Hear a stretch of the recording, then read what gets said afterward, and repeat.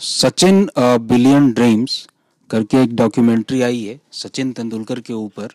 ऐसा कहा जा रहा है कि इसमें उनके जीवन के उन तमाम पहलुओं के बारे में बात की जाएगी जो कि जनता के बीच अभी तक मौजूद नहीं है। हालांकि रिटायरमेंट के बाद सचिन तेंदुलकर की एक बायोग्राफी भी आई थी, बिकी बहुत ज़्यादा। जैसे कि सचिन तेंदुलकर के मैचेस बिकते थे, उनके टिकट्स बिकते थे, वैसे ही वो किताब भी बिकी। लेकिन उसमें कहा गया कि इसमें बहुत सारी चीज़ें मिसिंग हैं, उनके जीवन के कुछ ऐसे पक्ष जिनको कंट्रोवर्शियल कहा जा सकता था या अनछुई चीज़ें थी। केतन ये फिल्म देख के आए हैं, इनसे हम पता करेंगे कि इस फिल्म में क्या क्या बताया गया है डॉक्यूमेंट्री में। केतन, इस फिल्म को लेकर आपने देखा और आपने ये पाया होगा, आप ऐसा कह भी रहे थे कि लोग काफी इमोशनल थे फिल्म देखते वक्त, तो क्या क्या चीजें आपने महसूस की? ये पूरी तरह से नॉस्टैल्जिया ट्रिप है। और वो जो हम कहते हैं कि यार सचिन खेलता था उस टाइम का क्रिकेट बहुत अच्छा था, कोलकाता टेस्ट और सिडनी टेस्ट और ये सभी, तो उन सभी का ये 2.5 घंटे के अंदर ये एक रिकैप है पूरा। मतलब शुरू उस वक्त से होता है जब मैं पैदा भी नहीं हुआ था, तो उस वक्त 1-2 साल वो सचिन का शुरुआत का जो पाकिस्तान टूर और इंग्लैंड टूर था, और उसके बाद फिर जो सचिन प्राइम फॉर्म में आया, उसके बाद पूरी जर्नी, वर्ल्ड कप जीतना और रिटायरमेंट और ये सब, तो ये उसे समराइज किया है। और इन ऑल ये एक नॉस्टैल्जिया ट्रिप है हमारे लिए। तो क्या आप ये कह सकते हैं कि यूट्यूब पे जो हम खाली वक्त में सर्च करके देखते रहते हैं कि सचिन की ये वाली पारी, उनकी शारजा वाली पारी, उनकी 92 वाली पारी, ऐसे करें, क्या उसी तरीके की फिल्म है ये ऐसा है कि जैसे कभी ऐसा मन किया, सचिन की बात चली तो फिर बैठ जाते हैं यूट्यूब पे उसके वीडियोस देखने लगते हैं।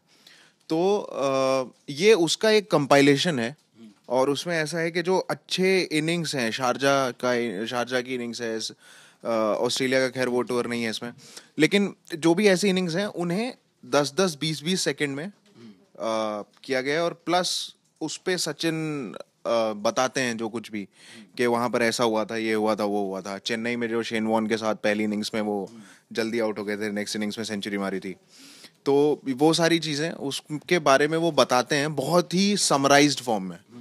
और वो इनिंग्स भी सारी जैसे धोनी वाली फिल्म थी, उसमें ये था कि वो हर मैच अच्छा खासा दिखता था, उसमें जो अच्छे शॉट्स है वो सभी दिखते थे, बट इसमें नहीं है, इसमें 2-3 शॉट्स खत्म, उस तरीके से किया है। और जो एक प्रॉब्लम है वो ये है कि सिर्फ ये बताया कि हम ये मैच खेलने गए थे और यहाँ पर ये अच्छा हुआ, हमने अच्छा खेला या हमने खराब खेला, खत्म। तो तेंदुलकर हमेशा मितभाषी ही रहे हैं, कम बोलते हैं मैचों के बारे में, कम ही बताते हैं। क्या इसमें, इस फिल्म में वो आप कुछ एक्सपेक्टेशंस भी लेके गए होंगे कि शायद ये चीज़ें आएंगी, मैं देखूंगा, क्या वो चीज़ें फुलफिल हुई? पहले ये बताइए कि एक्सपेक्टेशंस क्या क्या थी।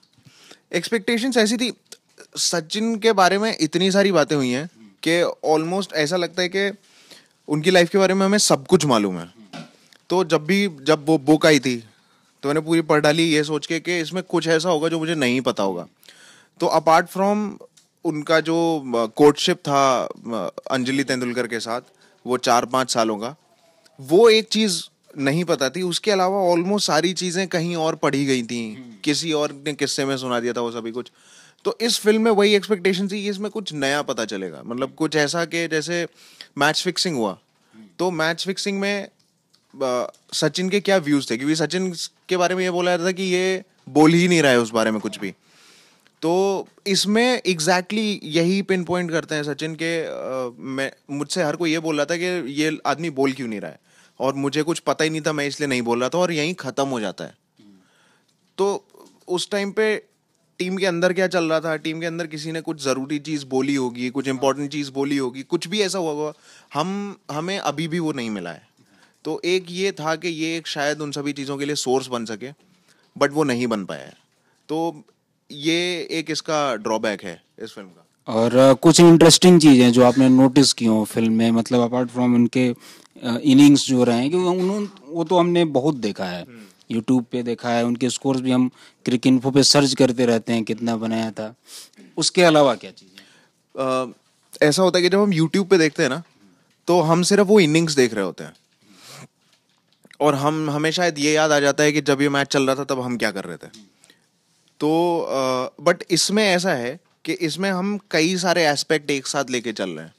इसमें लोगों के रिएक्शंस हमें दिख रहे हैं। इसमें एक पर्टिकुलर इनिंग्स के बारे में उनके जो भाई हैं अजीत, जिन्होंने क्रिकेट से इंट्रोड्यूस कराया, वो क्या सोच रहे थे, उनकी वाइफ क्या सोच रही थी, उनके आसपास के लोग, उनके दोस्त, वो लोग क्या सोच रहे थे, उस टाइम पे क्या चल रहा था। तो ये एक नई चीज़ है जो पता चलती है हर इनिंग्स के बारे में। बट फिर भी हमें तेंदुलकर से कोई भी इंसाइट नहीं मिलते हैं, किसी भी तरह का कोई भी इंसाइट नहीं मिलता है उनसे। जो सबसे ज़्यादा इंसाइट्स जो जिनसे मिलते हैं, अंदर की बातें जो मिलती हैं, वो एक्चुअली अंजलि तेंदुलकर से मिलती हैं, जो कतई मैं एक्सपेक्ट नहीं कर रहा था। और उसमें वो सारी चीज़ें बताती हैं कि किस तरह से सचिन जब स्ट्रेस्ड आउट हो जाता था। एक टाइम था जब सचिन की कैप्टनसी पूरी तरह से फेल हो गई थी, तो उन्होंने बताया कि उन्होंने पूरी तरह से अपने आप को शट डाउन कर लिया और अपने आप को एक क्रिकेट से थोड़ा बहुत दूर कर लिया और घर में एकांत में पड़े रहते थे। तो ये सोचती थी कि मैं परेशान हो गई थी, कहीं मुझसे नाराज़गी है या क्या है। तो उस तरह की इंसाइट्स हमें मिलती हैं सिर्फ और सिर्फ अंजलि तेंदुलकर से। और मतलब उस फेज के बारे में पता चलता है, क्योंकि वो तेंदुलकर के करियर का सबसे बुरा फेज था। उसमें उनका दोष भी नहीं था, कुछ मैचेस उन्होंने जीते भी थे और टीम अच्छी नहीं थी, टीम एकीकृत होकर नहीं खेल पा रही थी। हालांकि इसका सारा दोष तेंदुलकर के ऊपर चला गया था।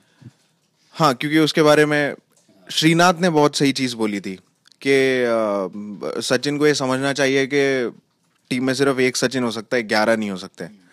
तो ये और एक इसमें जो है कि जो भी कंट्रोवर्शियल चीज़ें हैं उनसे पूरी तरह से बचे हैं, पूरी तरह से। अजहरुद्दीन के साथ थोड़ा सा उन्होंने एक्सेप्ट किया कि कुछ प्रॉब्लम था कैप्टेंसी के टाइम पे ही। नहीं जब हाँ कैप्टेंसी के टाइम में भी, और जब उनका टीम में इंट्रोडक्शन हुआ था और सचिन बन गए थे, ठीक है। तो उस टाइम पे एक फ्रेम है जिसमें अजहरुद्दीन बैठे हुए हैं और सचिन उनके बगल में बैठे हैं, और कम से कम 5 लोगों ने सिर्फ सचिन से ऑटोग्राफ लिया। और उस टाइम सारा का सारा फोकस अजहरुद्दीन के फेस पे होता है। हाँ, ये मतलब जाहिर सी बात है। और उस दौर में चाहे जो भी रहा होगा, अभी सुनने में इंटरेस्टिंग लग रहा है। और ये नहीं कह सकते कि किसी के साथ अच्छा हुआ या बुरा हुआ, कि काफी नेचुरल फ्लो है। कुछ और भी आप जोड़ना चाहेंगे इसमें? फिल्म अगर हम उस हिसाब से सोचें कि हमें कुछ नया मिलेगा, ये होगा, तो उस हिसाब से थोड़ा सा डिसअपॉइंटिंग है। अदरवाइज अगर आपको वो सचिन वाला फीलिंग फिर से चाहिए बड़े स्क्रीन पे, अभी तक हम यूट्यूब पे ही देख रहे हैं, तो उसके लिए बहुत ही सही चीज़ है। 2.5 घंटे में, मतलब मुझे आज पहली बार ऐसा एहसास हुआ कि अच्छा फिल्म में इंटरमिशन भी होता है, क्योंकि मैं पूरी तरह से ऐसे देख रहा था, उसके बाद अचानक से इंटरमिशन आया। तो ये है, और प्रॉपर एक अच्छी नॉस्टैल्जिक ट्रिप है, और पूरा क्रोनोलॉजिकली दिखता है सचिन का। बहुत सारे ऐसे इंपॉर्टेंट चीज़ें, जैसे वो पाकिस्तान वाली सीरीज़, वो इसमें नहीं है। ऑस्ट्रेलिया वाली सीरीज़ जिसमें सिडनी में डबल सेंचुरी मारी थी, वो नहीं है इसमें। सॉरी 143 मारे थे, वो नहीं है इसमें। तो कुछ बहुत ही इंपॉर्टेंट चीज़ें नहीं हैं इसमें एक्चुअली। ये सचिन की क्रिकेट जर्नी से ज़्यादा मुझे ऐसा लगा कि सचिन की वर्ल्ड कप जीतने की जर्नी ज़्यादा थी, क्योंकि जैसे ही वो वर्ल्ड कप जीता, उसके समराइज करके 5 मिनट के अंदर फिल्म खत्म हो गई। तो वो ज़्यादा लगा मुझे। हाँ, ये उस समय कहा भी जा रहा था कि वर्ल्ड कप तेंदुलकर के लिए जीता गया है, उनका सबसे बड़ा ड्रीम भी था। तो केतन बता रहे हैं कि ये एक नॉस्टैल्जिक ट्रिप है। तेंदुलकर के फैंस खोजी पत्रकार नहीं हैं, जासूस नहीं हैं। वो तेंदुलकर से जुड़ी हर चीज़ को उतने ही मन से स्वीकार करते हैं। और हमें ये नहीं लगता कि लोग उनकी कंट्रोवर्सीज के बारे में जानने के ज़्यादा इच्छुक होंगे, क्योंकि अभी भी सचिन का फेस जब किसी आईपीएल मैच में भी जब स्क्रीन पे आता है तो लोग सचिन सचिन ही चिल्लाते हैं। तो नॉस्टैल्जिक ट्रिप भी केतन के मुताबिक उतनी ही दमदार है, अगर हम देखना चाहें तो। मैं हूँ ऋषभ, मेरे साथ हैं केतन, और कैमरे के पीछे हैं रजत। हमें फेसबुक पर ज़रूर लाइक करें, यूट्यूब पे सब्सक्राइब करें। धन्यवाद।